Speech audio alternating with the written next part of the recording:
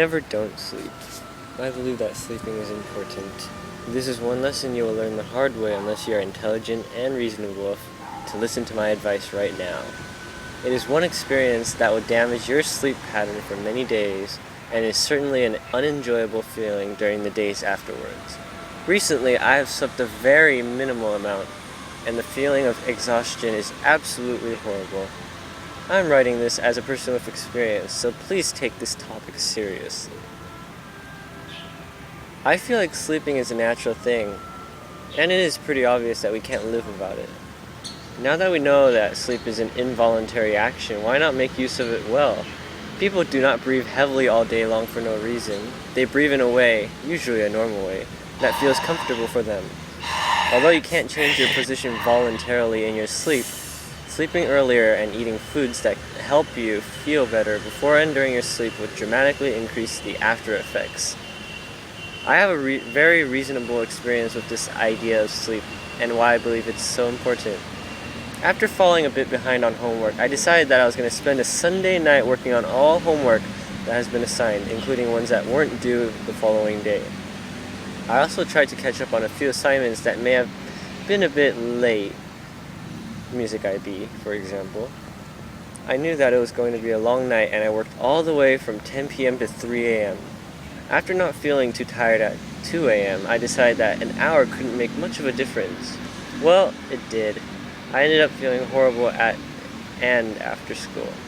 Because my sleep pattern was messed up, I slept at 1 or 2 a.m. consecutively for the rest of the week. One entertainingly entertaining surprise is that an irony exists in this essay, and I actually wrote this essay at 2:30 a.m. talking about how sleep is important. Oh. After sleeping very late for multiple nights, I felt this strange feeling every time I woke up, and whenever I tried to focus, it was somewhat difficult to do so.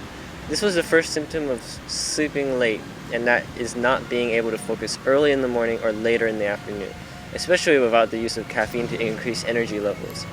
It is a nice but unfortunate sidestep that I didn't think was necessary, drinking caffeine in the morning. It took me at least a week to get back to a more regular sleeping pattern, but after many weeks, as I write this, I still have not been able to go back to the times when I used to sleep more. Instead, I sleep a bit earlier than the time from last week, but a bit later than I used to sleep. There was a statistic online that stated that 42% of teenagers sleep way less than they should. And those 42% suffer a lot of pain every day that I experience for that period of time every day. As a fan of statistics, I just love researching this stuff, and the source was sniffed out with my skills in researching statistics, which is totally relevant to the topic of sleep. There is obviously a small percentage of people that can deal with sleeping late and waking up early, but those are in their genetics, and the chance of you having that ability is very low. This shows that there are many teens that suffer this problem, and that most of them are either busy with work and studies, cramming or slacking too much, as in playing games all day before starting their homework at 12 a.m. This is what many people in our class do, and I feel like they are going to eventually regret this, especially when the next year comes in and IB is implemented. This is why I believe that sleeping is very important. It impacts your everyday life and affects your body in a way that makes it worse and more unreliable than it should be. This I believe.